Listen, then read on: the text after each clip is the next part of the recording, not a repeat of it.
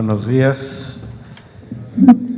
A nombre del eminentísimo señor cardenal Carlos Aguirretes, les doy la más cordial bienvenida a este curso organizado por el Tribunal Eclesiástico Metropolitano en México. En primer lugar, quiero agradecer a los ponentes de este curso que amablemente han aceptado acompañarnos. Monseñor Alejandro Arellano Cedillo, prelado auditor de la Rota Romana. Al presbítero doctor Luis de Jesús Hernández Mercado, decano de la Facultad de Derecho Canónico de la Universidad Pontificia de México, y buen amigo. Al presbítero doctor Rogelio Ayala Partida, vicario judicial de Tepic, profesor de la Universidad Pontificia de México. Ya llegará. Nos da mucho gusto que nos acompañen los vicarios judiciales, jueces, diocesanos y demás funcionarios, colaboradores de diversos tribunales eclesiásticos, así como los interesados en el derecho canónico. La temática elegida para el presente curso, titulado La sentencia de nulidad, puntos de valoración, elementos constituyentes, fundamentos en derecho y jurisprudencia, es de suma importancia, sobre todo ahora que ya no se requieren dos sentencias conforme en la declaración de nulidad matrimonial. Por ello es tanto más necesario que cada sentencia definitiva se dicte con sabiduría y con apego a la verdad. La sentencia de nulidad matrimonial es un acto jurídico solemne de un tribunal colegiado o de un juez único por el que se resuelve el objeto de la controversia planteada en la fórmula de dudas, a saber si se prueba o no la nulidad del matrimonio por una o más causales. En este sentido se deben observar las normas procesales para la validez de este acto jurídico y su debida publicación. La sentencia de nulidad es también un acto de conciencia del juez.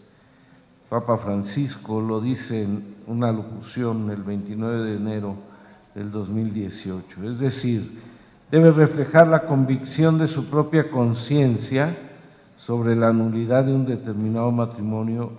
En términos canónicos, se requiere en el ánimo del juez certeza moral sobre la nulidad del matrimonio, basado en lo alegado y probado y no en su intuición subjetiva.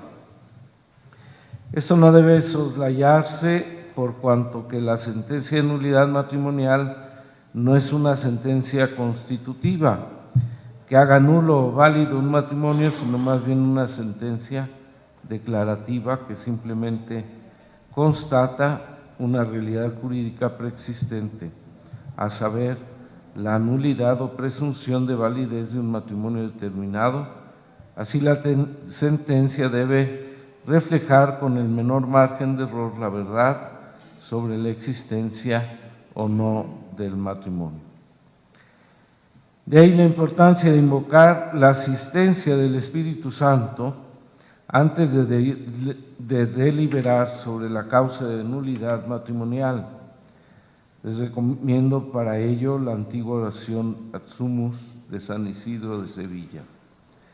Tú que amas la suprema equidad, que la ignorancia no nos arrastre al desacierto, que el favoritismo no nos doblegue, que no nos corrompa la acepción de personas o de cargos.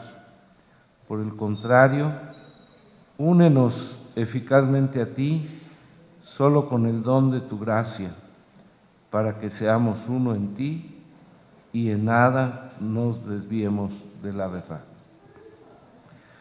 Luego de que la decisión sea realmente colegial y no únicamente del juez ponente, para lo cual cada juez haga una previa y seria evaluación de las pruebas, incluyendo las pericias, los alegatos de los abogados y las observaciones del defensor del vínculo, sin olvidar la doctrina jurídica y la riqueza de la jurisprudencia rotana.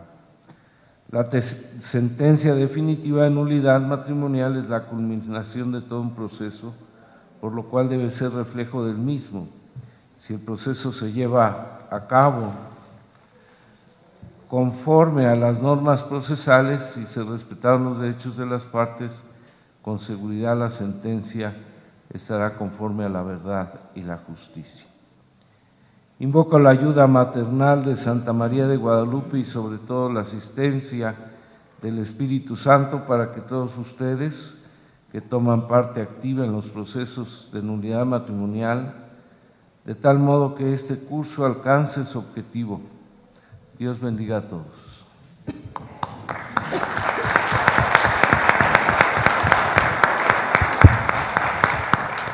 Muchas gracias, señor Jorge. Sabemos que estas palabras alentarán también para que nuestro curso siga adelante. Damos las gracias a Monseñor Jorge, a Monseñor Arellano. Pues para nosotros es un gran honor tener al presbítero doctor Luis de Jesús Hernández Mercado. Es licenciado en Derecho Canónico por la Universidad Pontificia de México y doctor en la misma disciplina por la Universidad Pontificia de Salamanca, España. Doctor en Teología y Derecho Eclesiástico del Estado con reconocimiento de la SEP y licenciado en Teología Bíblica, ambos grados obtenidos en la Facultad de Teología de la Universidad Pontificia de México. Desempeñó el cargo de vicario judicial del Tribunal Eclesiástico de la Diócesis de Texcoco del año 1997 hasta el 2015. A partir del año 2015 colabora con la constitución del Tribunal Eclesiástico de la Diócesis del Valle de Chalco, en donde funge como asesor ponente de las causas de nulidad matrimonial y como juez ponente en el Tribunal de Segunda Instancia de la Provincia Eclesiástica de Tlalnepantla. Ha colaborado como profesor, asesor y expositor en distintas diócesis de México desde el año 1998. Se incorporó al claustro de profesores de la Universidad Pontificia de México. Actualmente es profesor estable extraordinario desde el año 2009 y decano de la Facultad de Derecho Canónico para los trienios del 2012 al 2015 y 2015 al 2018. Se encuentra en su haber diversos artículos científicos publicados en la RMCD de la Facultad de Derecho Canónico de la Universidad Pontificia de México, en una obra individual, 5 publicaciones, en colaboraciones con otros autores, 2 publicaciones coordinadas y 2 editadas individualmente. Tiene en preparaciones 3 obras más como autor individual. Démosles un caluroso paso al Padre Luis de Jesús.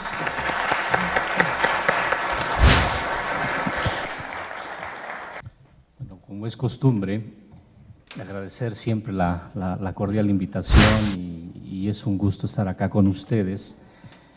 Ahora también al lado de Monseñor Alejandro Arellano, que nos hemos visto ya en algunas ocasiones y hemos trabajado también por ahí con algunos asuntos, y al lado también del Padre Rogelio Ayala Partida.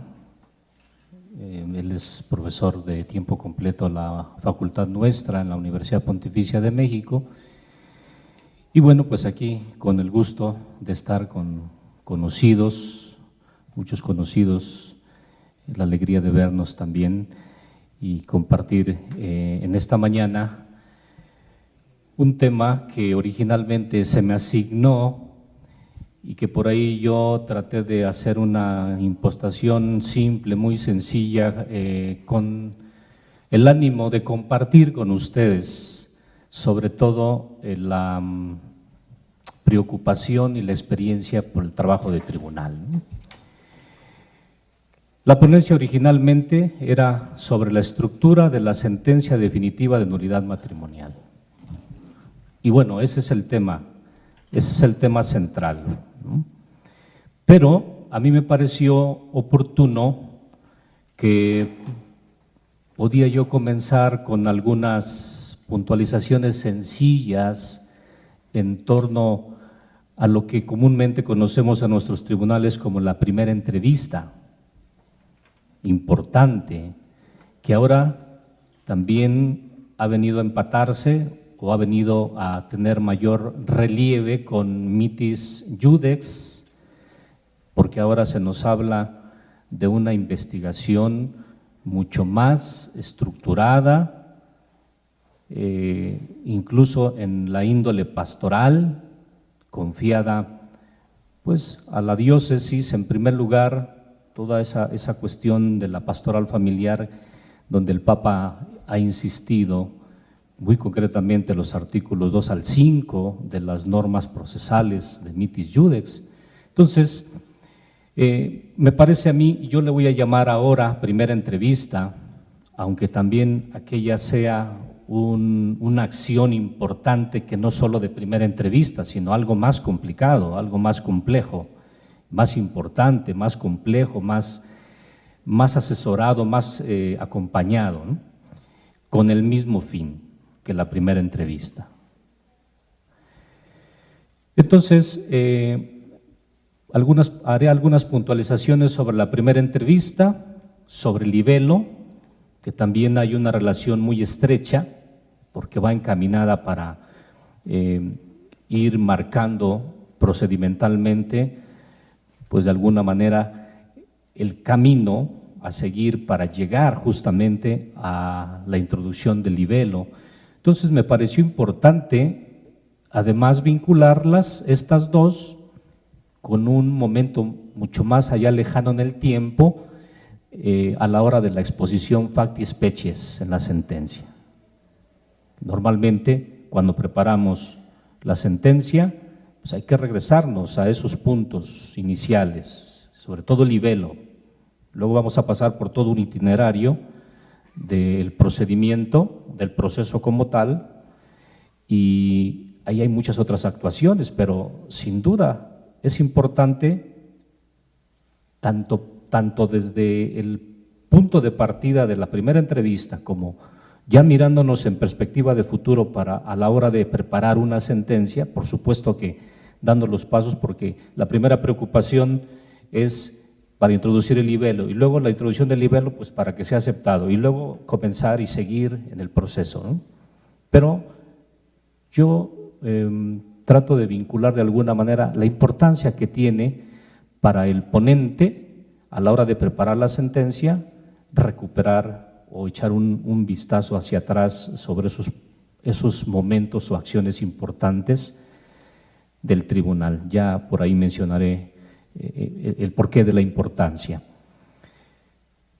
Y bueno, ya en un segundo momento me voy a centrar en el tema de la estructura de la sentencia definitiva. Ahí me voy a detener haciendo algunas consideraciones modestas a ustedes que están en el trabajo de todos los días en el tribunal y constantemente también revisando la jurisprudencia y las sentencias de la Rota y otras sentencias que publican los tribunales españoles y otros tribunales. Bueno, pues ya saben a qué me estoy refiriendo, pero siempre es bueno recordar, siempre es bueno retomar algunos aspectos que a la hora de la hora, tal vez incluso por lo ordinario para algunos, sobre todo los ponentes o los jueces únicos, que son los que tienen que preparar la sentencia, pues les puedan pasar desapercibidos puntos relevantes que se nos hacen a la hora de la hora muy sencillos, ¿no? Y eso nos complica la preparación de la sentencia muchas de las veces. Entonces, en ese segundo momento voy a hacer consideraciones relativas a esos elementos que el Canon 1612, párrafo primero, señala: el nombre, la invocación del nombre de Dios. Ahorita escuchamos a Monseñor Jorge decirnos la fórmula de San Isidoro de Sevilla. Bueno, yo me voy a detener ahí para hablar también de este tema que es importante y probablemente pasa desapercibido. A lo mejor sí, por ahí tenemos en cuenta cuando tenemos la sesión de discusión entre los jueces del tribunal colegiado, de repente pues santiguarnos e invocar al Espíritu Santo, pero ¿y qué dice a este propósito la práctica de los tribunales? ¿Qué dice a este propósito la Rota Romana? ¿Qué dice a este propósito los autores? Luego voy a seguir con los demás elementos que forman la parte de la estructura externa de la sentencia. Entonces comienzo con este primer apartado. Es breve, probablemente lo vinculo inmediatamente yo con la siguiente parte de mi exposición, y a lo mejor haremos por ahí un descansito intermedio justamente, pero la idea es que tengamos oportunidad de detenernos en estos elementos. Voy a comenzar entonces con lo relativo a ese primer punto que ustedes tienen en los trípticos que les dieron, sobre la relación entre la primera entrevista, la aceptación del libelo y más adelante, como se verá, la exposición facti species en la sentencia. Hay que recordar, en sentido estricto, la instancia judicial del proceso de nulidad matrimonial comienza con la citación, como dice el canon 1517, y no con la litis contestación, como decía el viejo canon 1732. Pero en sentido amplísimo, y para el efecto de esta ponencia inicial, la causa comienza en sentido amplísimo cuando una de las partes hace uso de su derecho de defensa en juicio, de acuerdo a lo que establece el canon 1476, con la finalidad de impugnar la validez del matrimonio canónico que celebró. Esto se explicita ya después en el canon 1674. En realidad se trata de dos derechos. El primero, según lo veremos, es una exigencia que tiene su fundamento en la dignidad humana y no en la capacidad jurídica que deviene del bautismo. Esto lo han discutido ampliamente los autores. El cardenal Lega tiene una puntualización muy peculiar que hace, y de hecho él tiene una exposición a ese respecto profundizando más de por qué él piensa que el primer derecho de poder introducir una demanda y actuar en juicio no deviene de la personalidad jurídica que nos otorga el bautismo y a partir del canon 96, sino por el hecho de la dignidad humana. Y el segundo derecho de actuar en juicio tiene su fundamento en el derecho positivo eclesiástico. En el contexto del derecho procesal matrimonial canónico, su reconocimiento y la tutela de ambos corresponde al juez eclesiástico. Tres preguntas a mí me parece que nos podemos plantear a este propósito ya inicialmente. ¿Cómo puede llegar al juez la persona que tiene derecho de impugnar su matrimonio para pedir su intervención? ¿Cómo puede llegar? O de hecho, ¿cómo llega al juez? Segundo, ¿es necesaria la mediación de un abogado o de cualquier otra persona que conozca el procedimiento para tal finalidad? ¿Cuál es la formalidad que debe seguirse? Tres preguntas a las que de alguna manera vamos a tratar de responder de acuerdo a los puntos que vamos a seguir. La primera entrevista, punto de partida. Aunque no existía una disposición canónica procesal específica sobre este particular, Sin embargo, la primera entrevista ha sido una práctica constante en los tribunales eclesiásticos de primer grado, sobre todo, encaminada a ofrecer la información procedimental necesaria para que cualquier persona interesada en impugnar la validez de su matrimonio pida legítimamente el ministerio del juez. A este respecto, recordemos en primer lugar el principio general establecido en el Canon 1476 del Código vigente acerca de la capacidad procesal de las personas físicas en la Iglesia Católica y también de los que no están incorporadas a ella. Así dice este canon: cualquier persona, esté o no bautizada, puede demandar en juicio y la parte legítimamente demandada tiene la obligación de responder. Conviene subrayar que este canon es fruto de la doctrina del Concilio Vaticano II sobre la dignidad de la persona humana y también sobre el ecumenismo. El muy ilustre Franz Daniels, refiriéndose a esta nueva forma que derogó el viejo canon, a esta nueva norma que derogó el viejo canon 1646, párrafo primero, y que es la fuente del actual canon 1476, en el que se contenía la cláusula: a no ser que se le prohíban por los sagrados cánones. Así decía ese canon 1646 cuando hablaba de la habilidad para impugnar el matrimonio, a no ser que se lo prohíban los sagrados cánones. A este respecto, Franz Daniels afirmaba: per poter agire in giudicio ecclesiastico basta dunque la dignità umana e non è richiesto godere di personalità giuridica nella Chiesa attraverso il battesimo, insieme con la comunione ecclesiastica e l'assenza di una sanzione legittimamente inflitta. De modo que la disposición del canon 1476 del Código vigente ciertamente supone la capacidad jurídica y la capacidad de actuar en juicio de toda persona humana, por sí misma o por medio de otra, atendiendo a lo que se dice después de la representación en el canon 1478 de los menores, de los que caen en interdicción, de los amentes. Pero en cuanto al derecho de presentar la demanda, específicamente la demanda de nulidad matrimonial, tengamos en cuenta principalmente lo dispuesto en el parágrafo primero del canon 1674 del Código de 1983, pero sobre todo ya ahora en la reforma de Mitis Judex, que ahora pasó a ser párrafo primero. Dice así este canon: están capacitados para impugnar el matrimonio, primero, los cónyuges; segundo, el promotor de justicia cuando la nulidad ya se ha divulgado, si no es posible conveniente convalidar el matrimonio.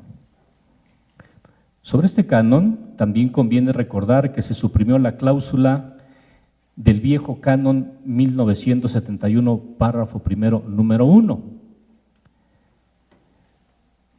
que decía: nisi ipsi fuerin impedimenti causa. O sea, sí tienen derecho de impugnar el matrimonio, a no ser que fueran los responsables del impedimento, ¿no?, de la causa. Ahora nosotros podemos decir, a tenor del 1674, donde ya no aparece esta cláusula, que no se puede denegar el derecho de interponer la demanda de nulidad matrimonial a la parte que haya sido causa del impedimento o del vicio del consentimiento de que se trate, y en sentido estricto mucho menos al que haya sido causante del fracaso matrimonial. Ahora bien, con especial relación a la praxis de la primera entrevista, que es en este momento el punto que nos ocupa, hay que atender a dos prescripciones extracodiciales. La primera se refiere al artículo 113 de Dignitas Connubii y la segunda es el artículo 3 de las reglas procesales implementadas por el motu proprio Mitis Judex. ¿Qué decía el artículo 113 de Dignitas Connubii? Párrafo primero. En cada tribunal deberá haber una oficina o una persona de la que cualquiera pueda recibir consejo libre y rápidamente sobre la posibilidad de introducir la causa de nulidad de matrimonio y, en la medida de lo posible, sobre el modo de proceder. Esta sería así como la primera disposición extrajudicial que justificaría la praxis de la primera entrevista. Además, habría que atenernos a los parágrafos segundo, tercero y cuarto de este mismo artículo, que dice lo siguiente. Parágrafo segundo: si dicha función, esta de la entrevista, de asesorar al inicio a la parte interesada, si dicha función la desempeñaran los ministros del tribunal, estos no podrán participar en la causa ni como jueces ni como defensores del vínculo. Entonces es importante, ¿no? Para no poner a cualquiera que después vaya a hacer este oficio, o estos oficios de jueces o de defensores del vínculo. El párrafo tercero dice: en la medida de lo posible, en todo tribunal ha de haber patronos estables que reciban sus honorarios del mismo tribunal, que puedan desempeñar la función de la que trata el párrafo primero y ejercer la función de abogado o de procurador en favor de las partes que libremente prefieran designarlos.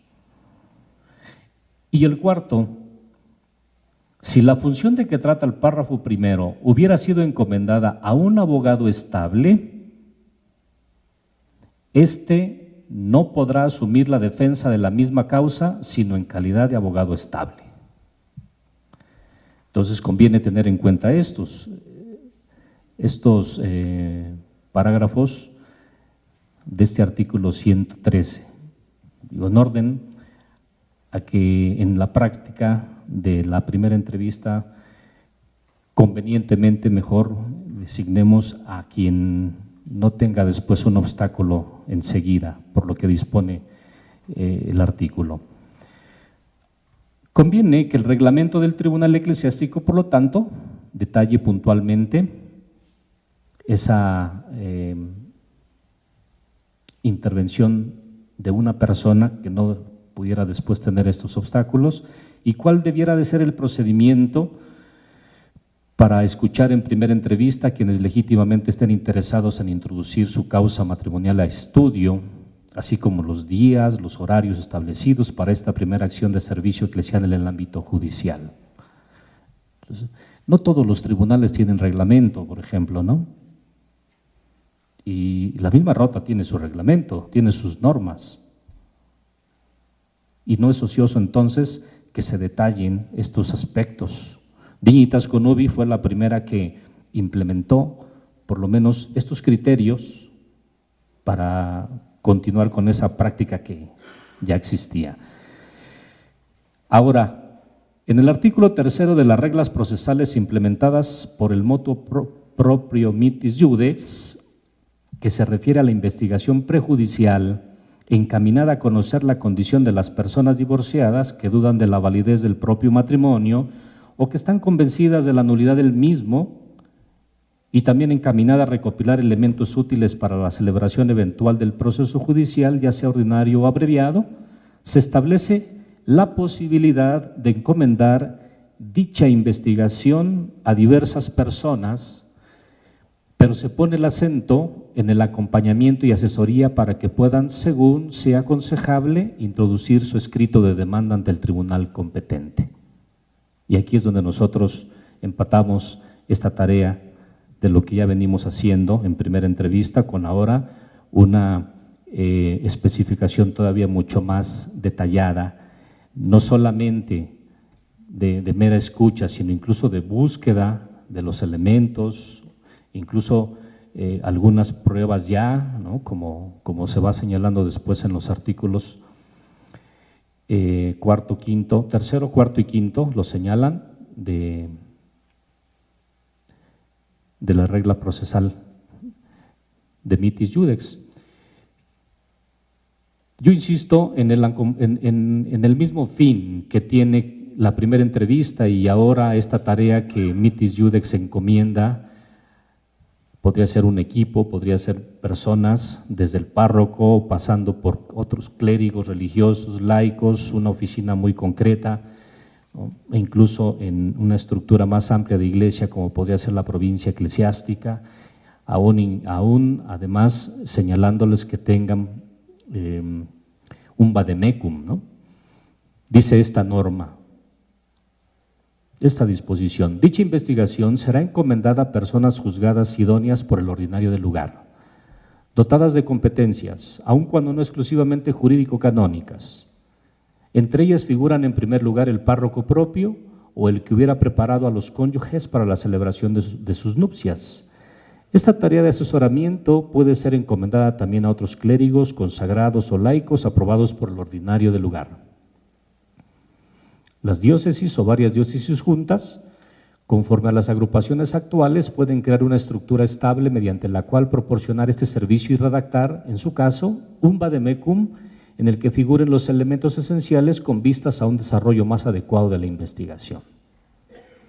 Pero sobre ese punto yo insisto en el acompañamiento y la asesoría para aconsejar e introducir el escrito de demanda. Ahora, pasando a simplemente analizar la naturaleza y finalidad de la primera entrevista. Esta primera acción del tribunal eclesiástico, o primer momento, es de naturaleza meramente administrativa. Incluso podría tener ese matiz de meramente pastoral, nada que ver con el tribunal. Probablemente, si nos fijamos en mitis iudex, en esa regla tercera, podríamos pensar, bueno, pues, en realidad, como no hay una vinculación con el tribunal, con el trabajo, el quehacer del tribunal, no sabemos cómo se estén organizando las diócesis en este punto hasta el momento. En mi opinión, debiera de haber una vinculación con el tribunal, para que no nos llegaran sorpresivamente, pues ya tenemos el nivel aquí de 5 gentes. Y a lo mejor desde su buena voluntad, pero sin una técnica, sin los elementos simples. Aquí ustedes están viendo en esta primera diapositiva pues una serie de elementos que se tienen que considerar. Por ejemplo, ¿no? Si quieres pasamos también a la siguiente diapositiva. Y en el mejor de los casos, atendiendo ya precisamente a que su finalidad es llegar a introducir el libelo en el tribunal, pues entonces lo que tendría que explorar justamente el entrevistador o ese equipo o el párroco, y no solamente recoger por recoger, ¿no? Pero claro, ese es un camino que se tendrá que explicar ya muy aparte. Lo hemos hecho nosotros en una de las publicaciones de nuestra revista, en un número completito, el 2015-2, donde hablamos de todos estos aspectos, ¿no? ¿Qué pensamos, qué decimos? No tanto qué proponemos como si fuera una exigencia académica, sino qué proponemos, qué estamos pensando de lo que el Papa ha insistido tanto a los obispos, y en esos 2 sínodos de 2014 y 2015, para la atención más cualificada, más cercana, ¿no? Más eclesial, más pastoral, más efectiva en todo sentido. Entonces aquí pienso yo, la primera entrevista es de naturaleza meramente administrativa, en todo caso si está vinculada con el tribunal. Comúnmente se la coloca fuera de la fase introductoria del proceso.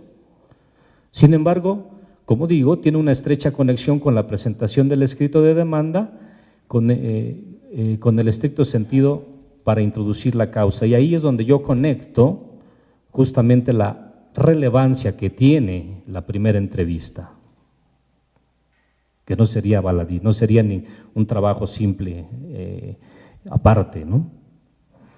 La finalidad de la primera entrevista en alguna oficina o con alguna persona, como lo indica el artículo 113, párrafo primero de la Dignitas Connubii que acabamos de invocar es doble en mi consideración.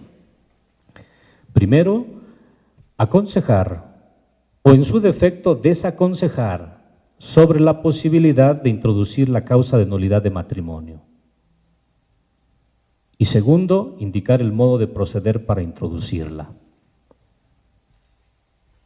Aquí en la práctica, ustedes obviamente lo saben de sobra, a veces yo suelo utilizar estas palabras con la gente, pues no vamos a darle falsas esperanzas, ¿no? No nos vamos a inventar historias, no podemos fabricar testigos ni pruebas, ¿no? Aunque en este país otras instancias sean especialistas en eso, nosotros pues no podríamos ceder a esa tentación, ¿no? La primera entrevista entonces, y este es otro punto también a considerar, no tiene que confundirse con la petición oral a la que se refiere el Canon 1503 en su párrafo primero, que equivale al escrito de demanda. Por eso en el siguiente párrafo segundo del Canon 1503 se señala que el juez mandará al notario que levante acta que ha de ser leída al actor y aprobada por éste y que sustituya el escrito del actor a todos los efectos jurídicos. Cuando el actor tenga pues un impedimento de presentar por escrito el libelo. Ahora, la primera entrevista sería como una primera exploración sobre los indicios de nulidad y que ahí reflejo yo en esta diapositiva, ¿no? Si la primera finalidad de la entrevista inicial es aconsejar sobre la posibilidad de introducir o no la causa matrimonial, entonces resultaría lógico que en dicha entrevista se haga una exploración acerca de los hechos que permitan al entrevistador presumir que el interesado tiene legítima capacidad procesal, como ya lo dije al principio, y que en las razones que aduce hay verosimilitud de que el matrimonio que celebró haya sido nulo y que en efecto existe la posibilidad de que pueda presentarse formalmente una demanda por escrito en espera de que el juez admita por decreto conocer la causa. Ahora, ¿cuáles son los hechos y las circunstancias que el que realiza la primera entrevista debe puntualmente en eso ceñir su primera entrevista? Digo, porque tenemos personas que nos cuentan grandes historias, ¿no? Entonces, como que el entrevistador tendría que ir a los puntos y a los momentos, a las etapas, como ahí señalo, ¿no? Las flechas y los colores son sugerentes aquí, ¿no? La exploración del entrevistador debe centrarse específicamente sobre los hechos esenciales acaecidos con anterioridad a la celebración de las nupcias, conocimiento de las partes, inicio y desarrollo del noviazgo que culmina con la decisión de casarse. Otro momento importante a explorar: ¿qué ocurrió durante la celebración del matrimonio?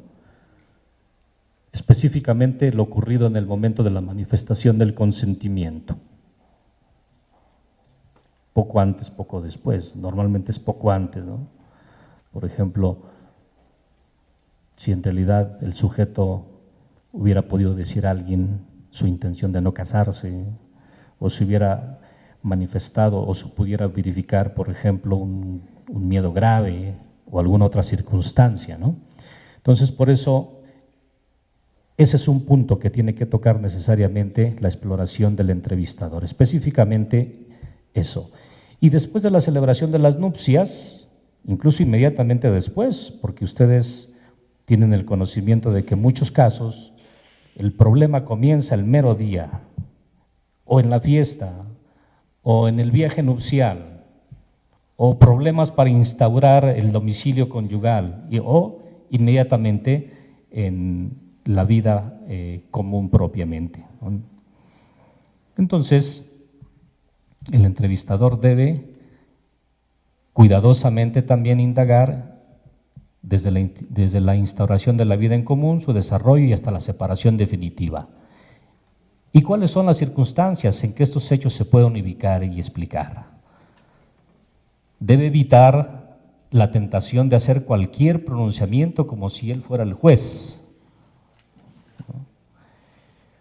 A él solo le corresponde detectar si los factores negativos, que aquí marco así con colorcito rojo, ¿no?, advirtiendo entre lo verde y lo rojo qué va pasando, si entre el noviazgo, ya en el noviazgo empezaron los problemas y a lo mejor también ya hubo separaciones y continuaron hasta la decisión al matrimonio, y los problemas siguieron ya en la decisión al matrimonio, porque a veces en la preparación, en los preparativos, ahí tenemos muchos problemas también, ¿no? Si son tan relevantes, bueno, entonces esas flechitas ahí también son indicativas para eso.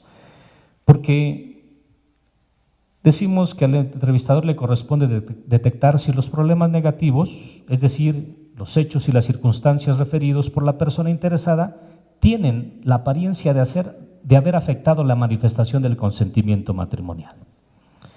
Si se ha llegado a una conclusión inicial y positiva de que hay elementos que aconsejarían el estudio de la causa, entonces el entrevistador deberá indicar cuál es el modo de proceder para dar el siguiente paso, que consiste en redactar el escrito de demanda. Y ese es otro punto importante, porque de no, más adelante voy a citar ahí una conclusión de Monseñor Alejandro Bunge, que también ustedes conocen, donde él dice, hombre, pues para no meternos en problemas con el rechazo de la demanda, hágase bien. Entonces, ¿a quién le toca asesorar de que se haga bien el libelo? ¿A quién le toca asesorar eso? Hemos estado diciendo que precisamente al que hace la primera entrevista. O en algunos casos, por ahí en algunos tribunales tienen un calificador que ayuda a la redacción formal del libelo, del escrito de demanda. Entonces,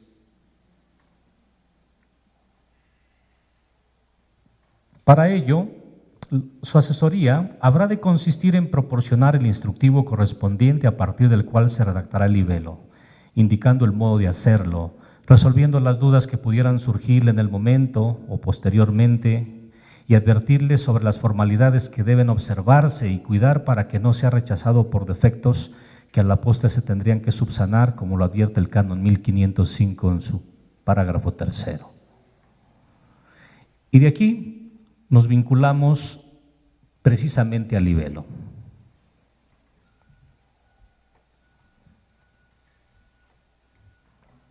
Parecería ocioso insistir en estas disposiciones codiciales que regulan el Instituto Canónico de la introducción de la causa mediante escrito de demanda, que están contenidas en los cánones 1501 al 1506, pero considero que conviene reflexionar sobre un par de aspectos al menos.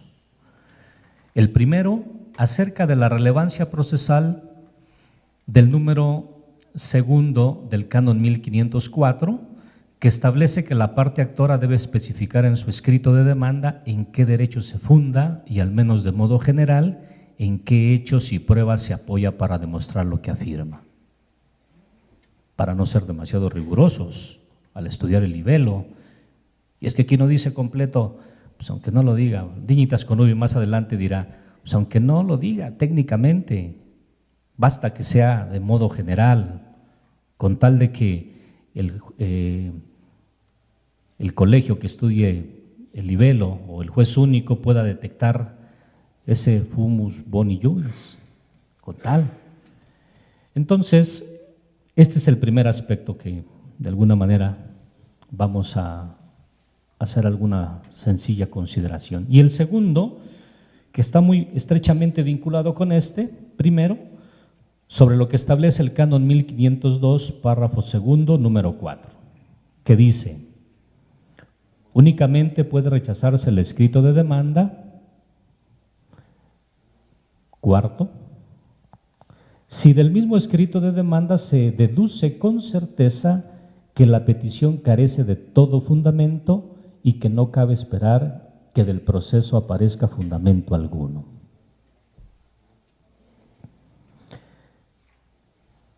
A propósito de esos dos cánones, 1504, número segundo, y 1502, párrafo segundo, número 4,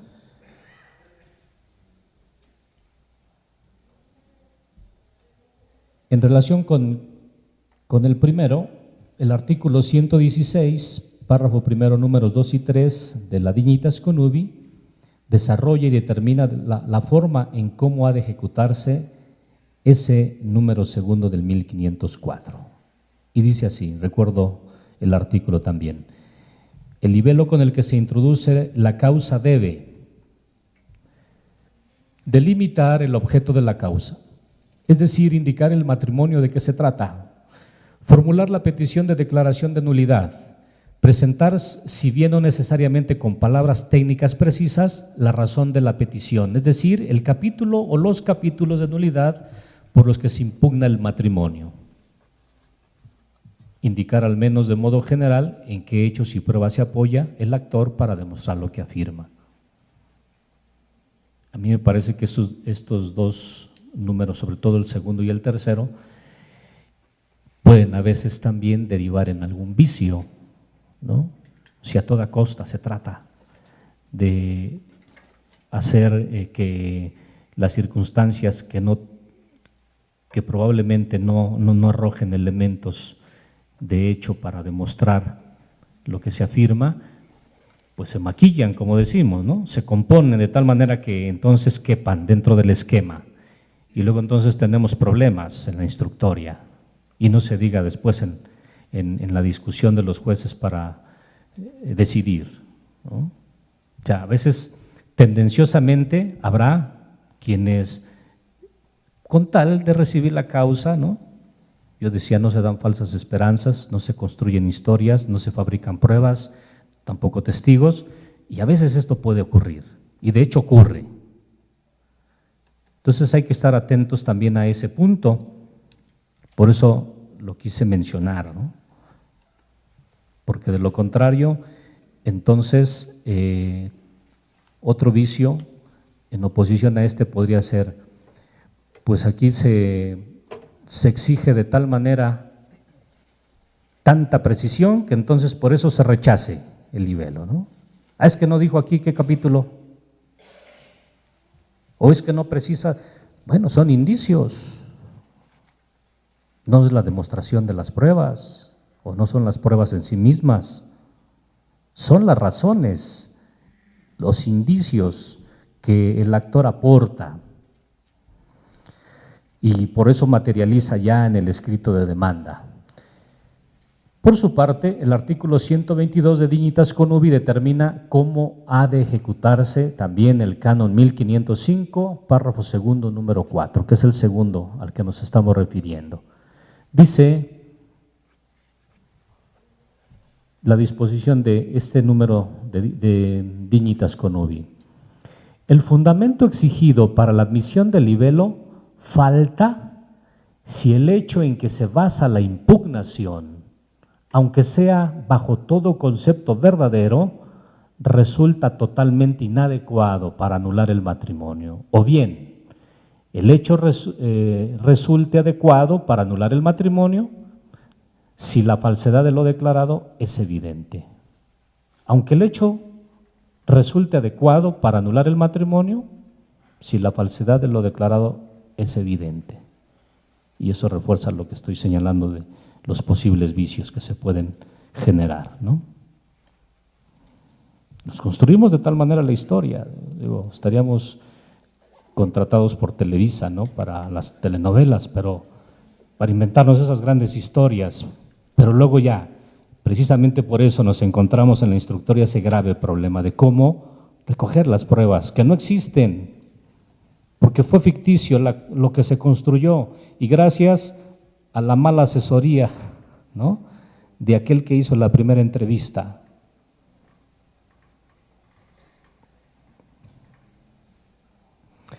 Paso a otro siguiente punto. Relación entre el escrito de demanda y la primera entrevista.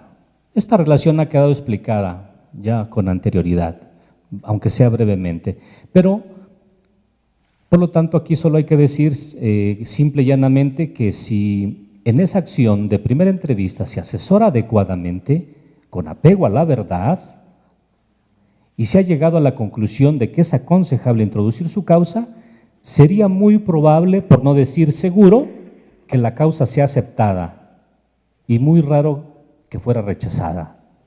Esa es la opinión de Monseñor Bunge, ¿no? Por eso. Vamos a evitarnos problemas, hágase bien la sentencia, asesórese bien, redáctese conforme. Ahora la instrucción de Dignitas Connubii, todavía vigente, ¿no?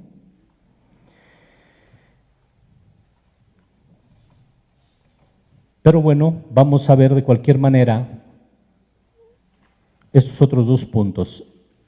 ¿Aceptación del escrito de demanda o rechazo del escrito de demanda?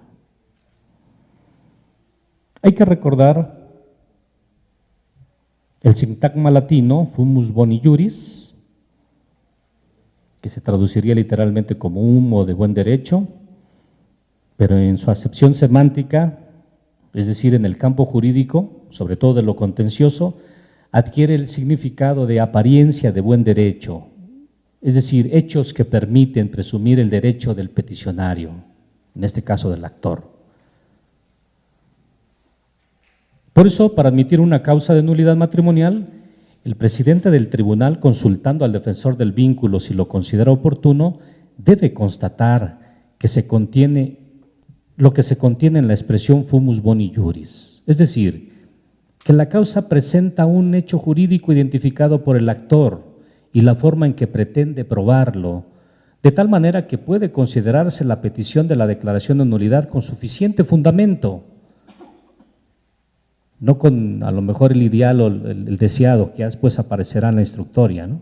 Sino el suficiente fundamento, pero real o presunto, y que en consecuencia se puede esperar que si no desde el inicio, al menos durante la marcha del proceso, ese fundamento aparecerá, como lo dice el Cánon 1505, párrafo segundo.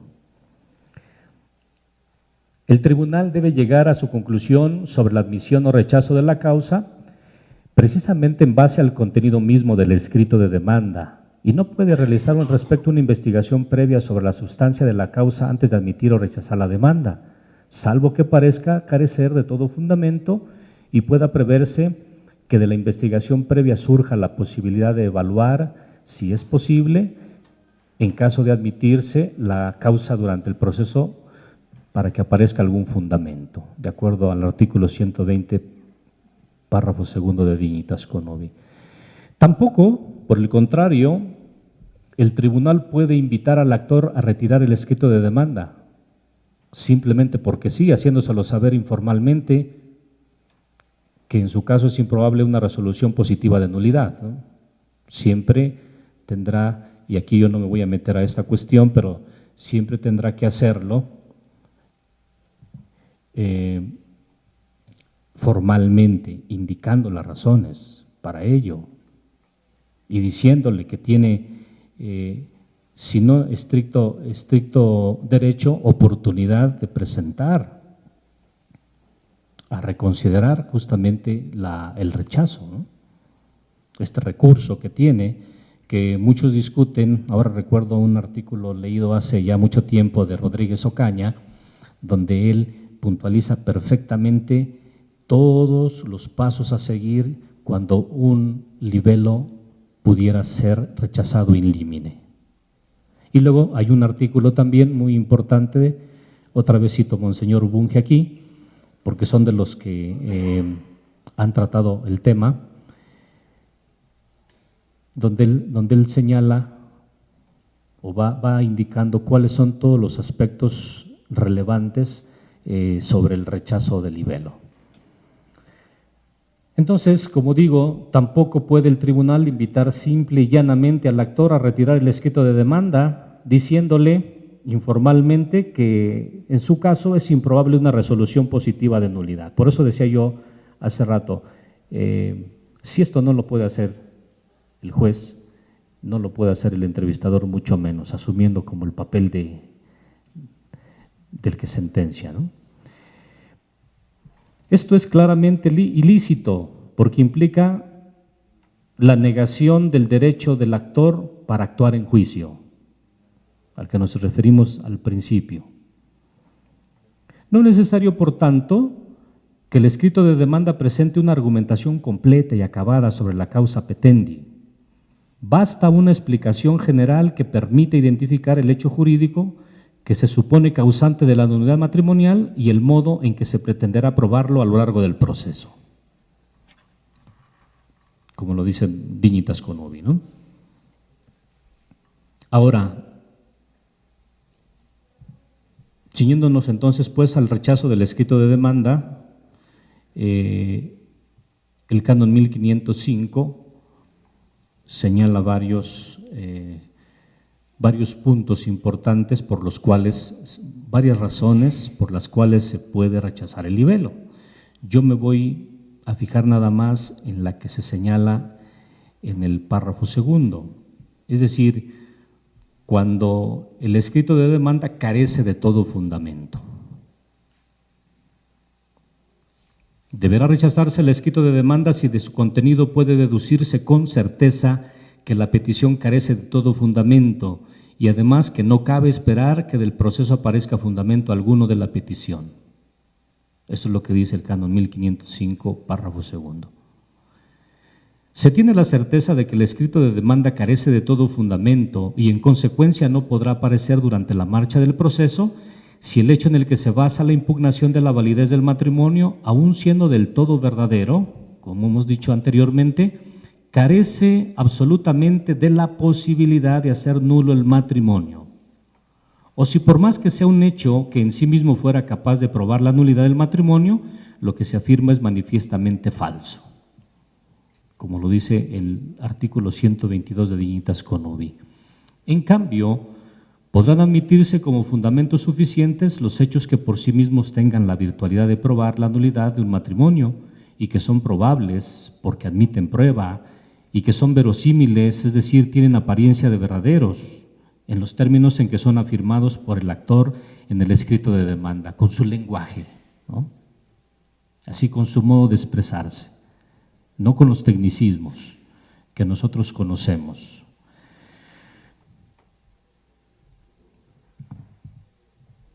Si existen dudas serias sobre los fundamentos del escrito de demanda, podrá hacerse una investigación previa en orden a decidir si se admite o se rechaza el escrito, solo con esa finalidad. El objeto de tal investigación consistirá, según algunos autores, en precisar si es posible que del proceso surjan los fundamentos que no se ven con claridad en el escrito de demanda.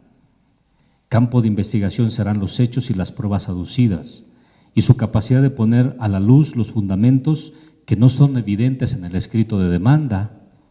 Las personas a convocar, en todo caso, serían ciertamente el actor y su abogado si lo tiene, y podrá ser evidentemente también el convenido. Termino estas consideraciones sencillas, modestas, sobre esos dos puntos basilares del escrito de demanda, con esta opinión, como les adelantaba, de Monseñor Bunge. Dice él: la mejor protección contra un posible rechazo in limine del escrito de demanda es que el escrito esté bien realizado, conforme a derecho, ya que si bien, igual que en otros momentos del proceso, a la hora del rechazo in limine del escrito, hay un margen discrecional confiado a la ciencia y conciencia del juez, éste no podrá actuar arbitrariamente, sino que tiene taxativamente señalados los motivos para un eventual rechazo y no puede tomar esta medida por ningún motivo fuera de los que fijan las leyes procesales por las que debe regirse. Hasta aquí la cita y la conclusión de Monseñor Bunge, y con la que también yo concluyo estas referencias, como digo, simples a estos dos momentos importantes para el trabajo y el quehacer de nuestros tribunales. Entonces aquí podemos hacer un descansito. Damos un aplauso.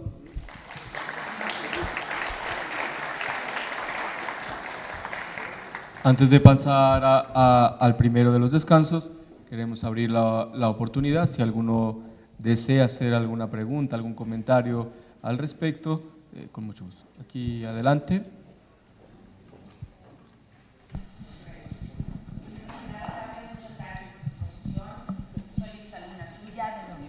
No me recuerda, ha de pasar mucha gente por sus aulas. Soy Cecilia Laris Pacheco, trabajo aquí en el tribunal como abogada y yo tengo esta pregunta: ¿por qué no hay manera de trabajar el tribunal con la gente de pastoral en el momento en el que se preparan a las parejas en los cursos prematrimoniales, precisamente para evitar que en un futuro tuvieran que acudir a nuestro tribunal? Si todo esto que hemos visto se les planteara a las parejas, a ver, ¿ya consideraste todos estos antecedentes de tu pareja, su infancia, su vida familiar? ¿Qué tanta química hay entre ustedes? ¿Qué tanta comunicación ha habido en la pareja? ¿No cree que se podría evitar llegar a la causa de nulidad y a buscarla si fueran gente bien preparada esas parejas? ¿Podría el tribunal trabajar conjuntamente con la gente de pastoral para que en los cursos se les abriera los ojos a las parejas en ese sentido? No, por supuesto que sí, y eso es lo que el Papa Francisco dice y lo repite hasta el cansancio en Amoris Laetitia, ¿no? Pero ya, cuando le pide uno a las parejas, acude a la parroquia donde presentaste tus amonestaciones y nos entregan todo un expediente con las entrevistas de los testigos, las entrevistas de las partes. Perdón mi comentario, pero son bien muy mediocres. Sí. Hace poquito tuve la oportunidad de estar en una tesis doctoral en la Panamericana sobre eso, justamente, el expediente matrimonial y toda la investigación previa y el acompañamiento pastoral y la formación, etcétera, ¿no?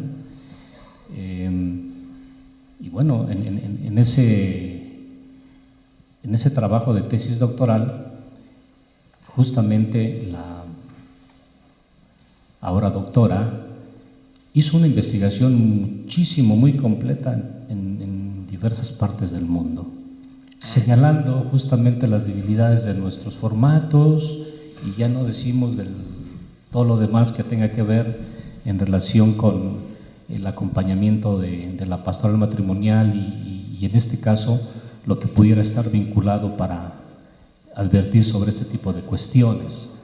Yo creo que pues es un camino que es evidentemente muy difícil. Estamos hablando de la misma naturaleza humana, ¿no?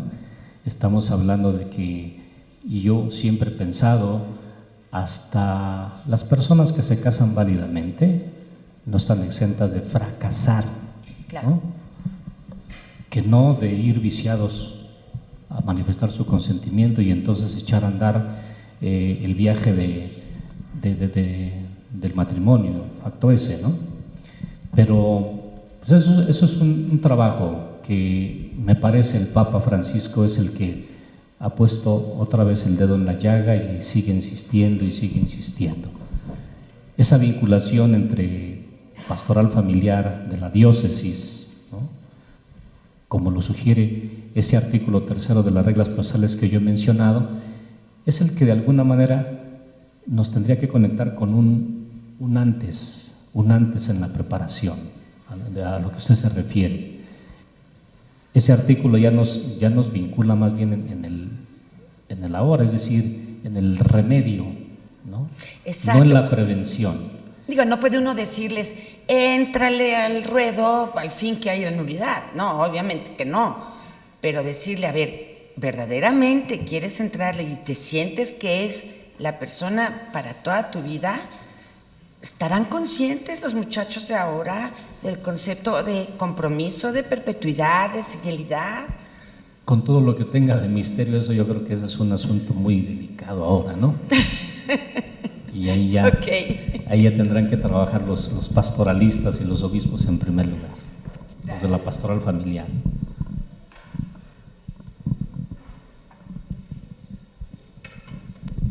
Y ahora, con motivo de la asesoría que se está dando en las vicarías como módulo de atención y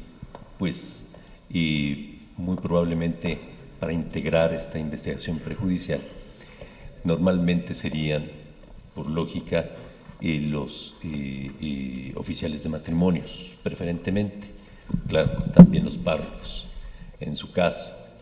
Pero si en esta entrevista asesora de tal suerte que pueda integrar allí muy bien el cuestionario conforme al modo y estilo que se hace en el tribunal correspondiente en cada diócesis, si resulta que ese oficial de matrimonios es también defensor del vínculo en el tribunal, una de dos: o se recusa si acaso ese asunto llega a sus manos en el tribunal, o bien no está habilitado para hacer esas entrevistas en los módulos correspondientes, por ejemplo, aquí en las vicarías. ¿Cuál de las dos operaría? Bueno, pues ya lo habíamos mencionado en ese número segundo, ¿no? 113. Del 113 de Dignitas Crucis, es el número segundo y tercero, que advierten ya. Si son los ministros del tribunal, no podrán ser defensores del vínculo o actuar como jueces. Y obviamente tendrá que tenerse cuidado en esto, a lo que yo puntualizaba, tendrá que tenerse cuidado en esto. Ya porque el mismo número dice, pues cualquier fiel, laico, cualquier clérigo, cualquier religioso, ¿no? Aunque no tengan la preparación o esto estrictamente jurídico, ¿no? Canónico. Entonces, yo creo que también en vinculación con los tribunales tendría que cuidarse ese detalle. Por eso decía yo, el reglamento tendría que decirlo para que no tuviéramos esos obstáculos más adelante, ¿no? ¿Usted qué sugiere? Que entonces el oficial de matrimonios se abstenga en todo caso de ventilar esos cuestionarios. Bueno, es que si no coincide que trabaja en el tribunal, pues que lo haga, ¿no? Yo creo que sería el más indicado en todo caso por el quehacer que le encomiendan en ese sentido, pero no el único, ¿no? Pero simplemente cuidar ese vínculo con el tribunal en cuanto pudiera entorpecer más adelante su participación en el proceso, si es que es ministro del tribunal y no se diga defensor del vínculo. Gracias. Una de las dificultades que ya en la práctica tenemos, aunque son pocos casos, es no saber el domicilio de la otra parte. Si bien es cierto que el defensor del vínculo de alguna forma garantiza la objetividad del matrimonio, la doctrina canónica, eso sería una cosa, o sea, cuando se nos dificulta saber el domicilio de la otra parte, quizás por muchas razones, por el tiempo, porque las cosas de alguna manera han dejado, simplemente dejar pasar el tiempo.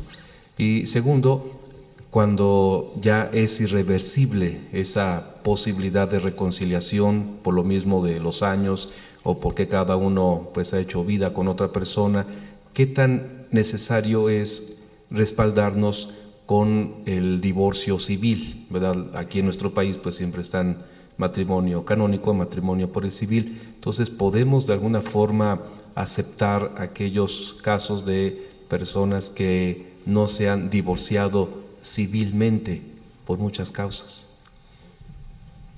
Híjole, bueno, hay muchas preguntas igual, ¿no?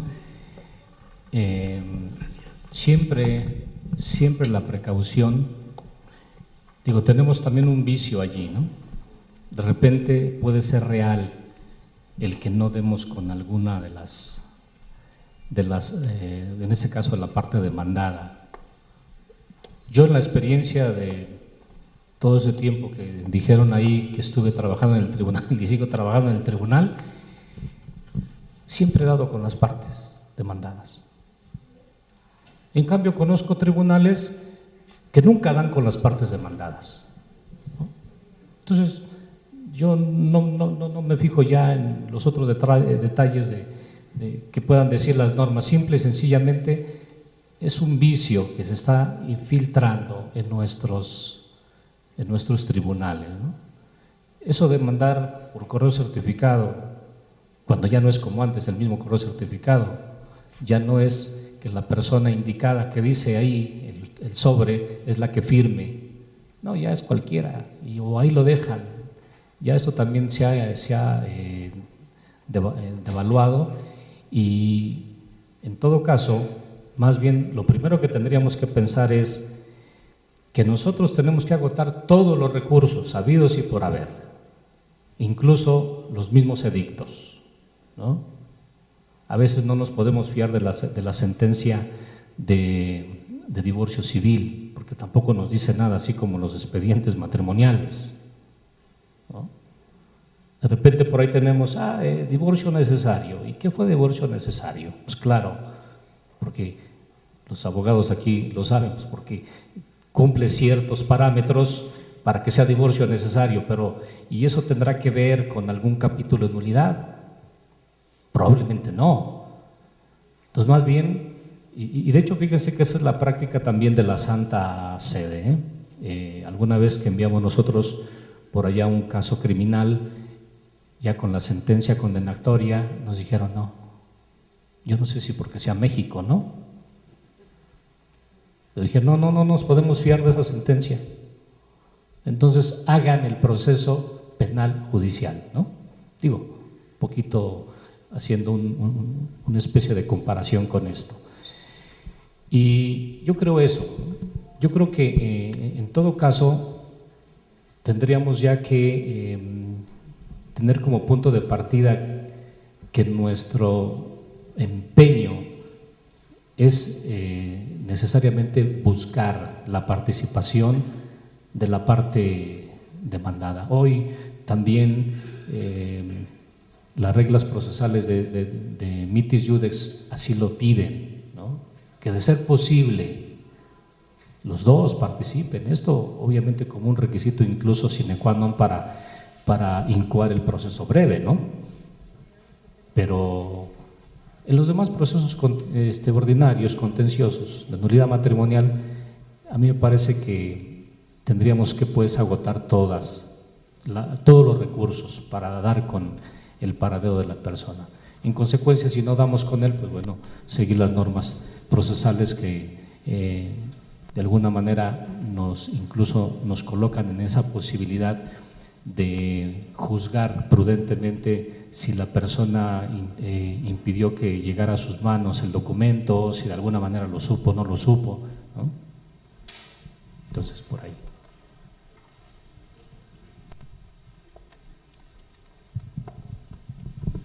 Si no hay ninguna pregunta, vamos a pasar al primer… perdón, había una pregunta ya.